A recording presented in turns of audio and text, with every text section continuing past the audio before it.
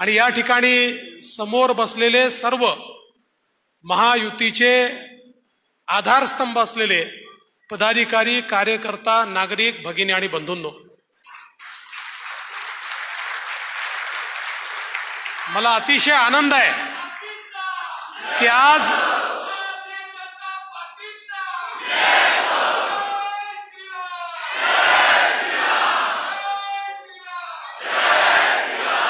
तुमचा उत्साह पाहिल्यानंतर माझ्या मनात कुठलीच शंका उरलेली नाही की पुन्हा रेकॉर्ड मताने आप्पा या ठिकाणी निवडून येणार आहेत।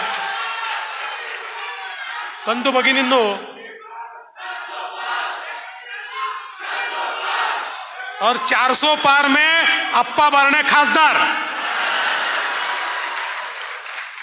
आपल्याला कल्पना आहे ही निवडणूक देशाच्या लोकसभेची निवडणूक आहे।